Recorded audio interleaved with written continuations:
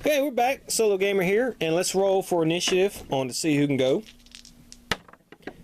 Tied. So the bad guys go this time. Okay, so we have Mr. Sinister, and Mr. Sinister, you know what? He's going to push. And he's going to outwit Colossus's defense. That's what he's going to do. And he gets a 10, and so that's going to be 3 clicks of damage on Colossus. 1, 2, 3. And Sinister will take a click of damage himself. And he is pushed. Okay, Toad, nope. Juggernaut, nope. And the Blob. 1, 2, 3, 4. That's all the Blob can move. Okay. Good guys. 1, 2, 3, 4, 5, 6, 7. Colossus gets to go. And he will attack Omega Red. Okay, he hit Omega Red that time. He does 3, so Omega Red will take 1 click of damage. And now it's the bad guys. We have Pyro. Now we have Omega Red, who will attack Colossus. And that's 7, and that's going to be a hit. He's going to use his blades, claws, and fangs. And that's all. We rolled a 1, so I don't know why I did that. That was just stupid. Okay, Apocalypse will go. He's going to outwit his defense. And he gets a 10, so he does 4 clicks of damage on him. 1, 2, 3, 4. And that's it for the bad guys. And then the good guys. And let's roll to see what the island brings. And 2, that's nothing. So let's see whose turn it is. And it's going to be the bad guy's turn again.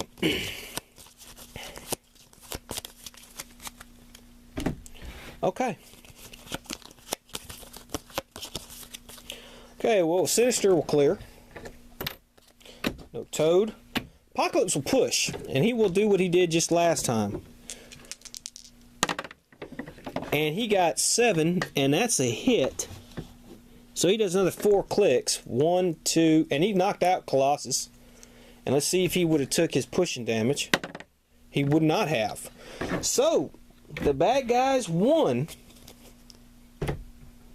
with 4 left to spare, and they had less people to start with. Okay, so this is going to be our last through of heroclix. Next video we're going to do a little review on it and give you my thoughts. SoloGamer saying, alright, you know what? Let's go ahead and do the review on this right now.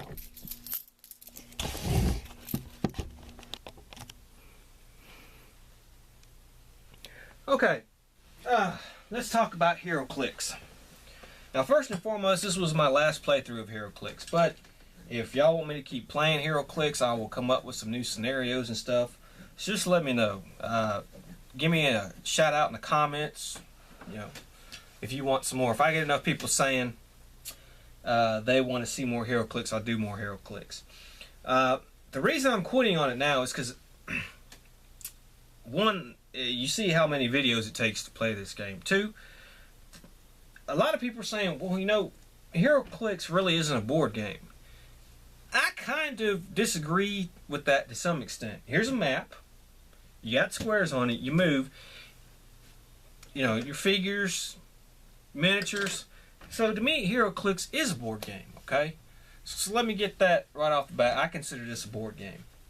And let me give you my thoughts on this this little thing. Even though it really would be a subgenre of the board game. I guess if you can understand what I'm saying. It doesn't come in a box, per se. It's like a living board game. I guess the rules are changing all the time. Yeah, that kind of stuff. So let me give you a few thoughts on heroclix in general. I really like heroclix, especially the Marvel, because I love Marvel. I love the detail in these figures. I grew up reading comic books and loving superheroes. So this is a dream for me. If I didn't play, I'd still just leave them for display. Heroclix is a little different for my review than for our normal board game, because it just is a little different. HeroClix is a very expensive hobby to get into. Let's put it like this. If you are thinking about, if you really love superheroes and you like how HeroClix works, and if you love the miniatures things of it, and if you love playing against other people, I would definitely recommend getting HeroClix and getting started. There's several things. You can get a bunch of starter sets. That's how I started. And then start going on eBay and find figures that are cheap and stuff like that. There is one big drawback to HeroClix, which I do not like and I do not agree with. According to their tournament league rules, or whatever they call it, these heroes expire within 2 years. So if you buy, like, let's say Dagger, okay, or let's say this Firestar actually. Okay, this Firestar is a perfectly good Firestar figure. She comes with a card and everything, okay? Technically, if I were to go into a tournament and play competitively, I could not play her unless we were playing like Golden Age or Silver Age or something like that. In the Modern Age, I couldn't play her because she is over 2 years old. See, what they do is these figures usually have 2 years, and then they come out with new sets, and some of the figures they replace. Like, there's a gazillion Wolverines. You're never going to be out of Wolverine, okay? Let's just put it like that. This figure's not 2 years old, but if it was, you know, I can go get a newer, updated Wolverine. But let's say I really liked Omega Red, for instance. Well, he's over 2 years old, and they haven't come out with a new figure of him. So, if you really like Omega Red, you're screwed. You can't play him legally in a tournament of Modern Age because he's over 2 years old, and they just haven't come out with a new version of him yet. I don't like that about HeroClix. I can't stand that about HeroClix. Especially when you paid out the ass for a certain figure, and according to them, he's no good. That's not right. I understand, though, that there need to make, well, we got to keep updating these, make some more money, you know, produce new figures. They try to find a way to justify it. But I guarantee you, you know, you're going to put out new figures. It doesn't matter if the old ones you have expire. People are still going to buy the new figures. They come out with like 5 or 6 sets a year. They have all these competitive tournament plays. You go to your place, your hobby store, and they have like leagues, promotions, official packets you can get, prizes you can win. So there's a big community for HeroClix. And I understand a little bit where they're coming from on that. I just don't agree with it. I can't stand that. But it is what it is. It's never going to change on that. Now let's talk. Now let's go to my basic review here, and let's talk components. Obviously, I'm going to give components 2 thumbs up. I've got a lot of HeroClix figures, and only a few of them, have ever really broken or come broken. And when you buy a HeroClix figure, you don't know who you're getting. You know, it's luck of the draw. You buy a set, you don't know who you're getting in the set. You can get 2 of the same ones, which, you know, kind of have happened. But all the figures are nicely detailed and they're made very well. Now, some of the older ones, some of the dials will get stuck and stuff like that. But on the newer ones and stuff, they don't tend to do that anymore. So component-wise, we're going to give it 2 thumbs up. Theme, we're just going to go ahead and just automatically give that 2 thumbs up. We know what the theme is. And the thing about HeroClix is, if you like Bioshock, they have Bioshock HeroClix. Hell, they had Iron Maiden HeroClix, which you saw that I played. They have DC HeroClix. They have Gears of War HeroClix. They have HeroClix for just Street Fighter, just about anything. And you can mix and match and play against each other. So,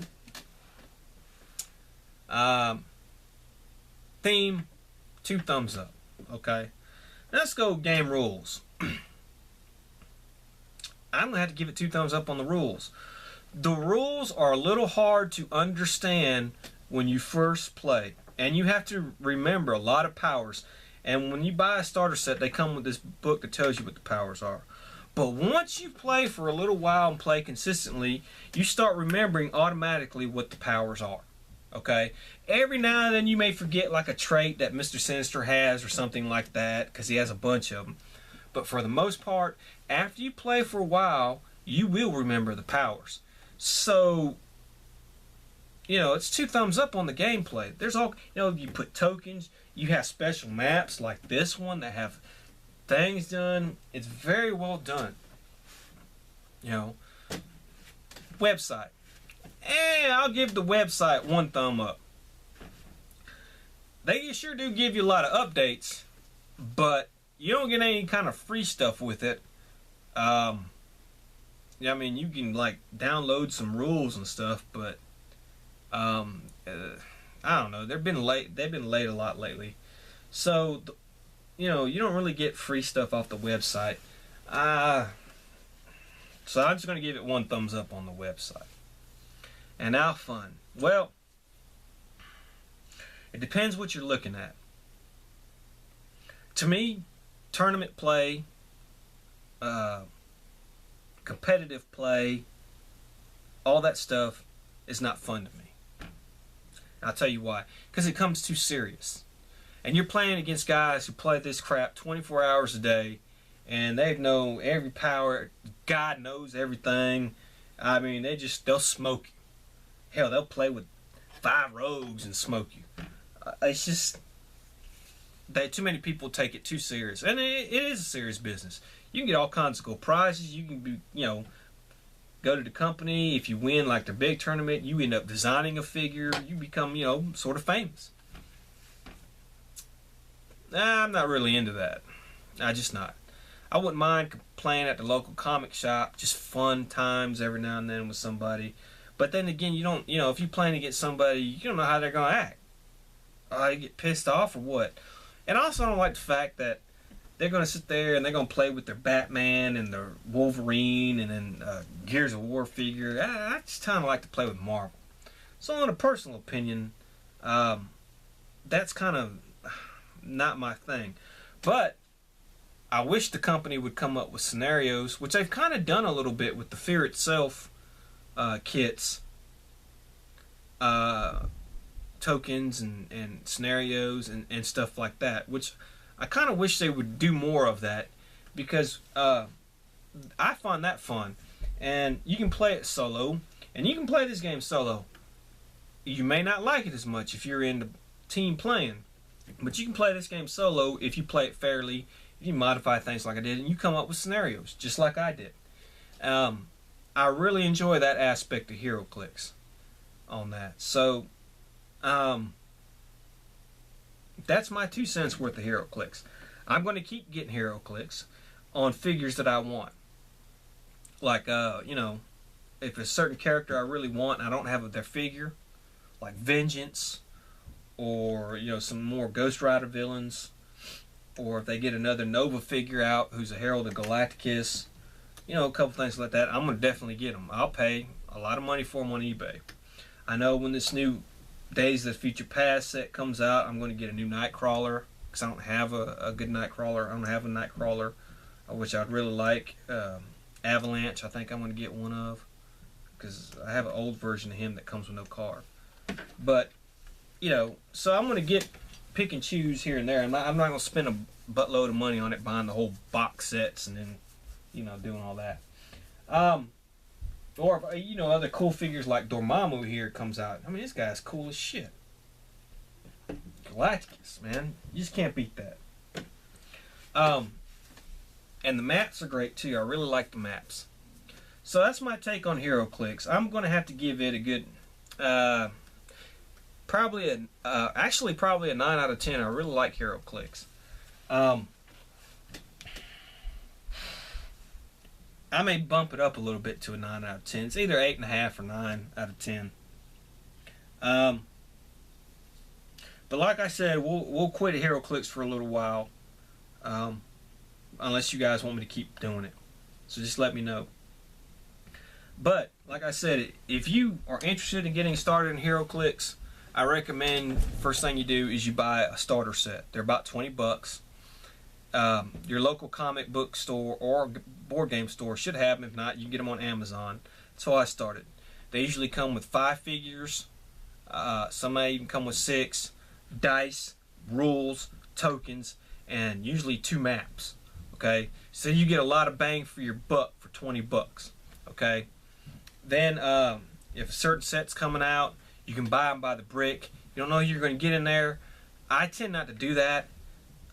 I usually just go on eBay and tend to see what's out there on eBay that's pretty cheap. There's a lot of places that'll sell like a figure for $1, and the more you buy, the more discount shipping you get.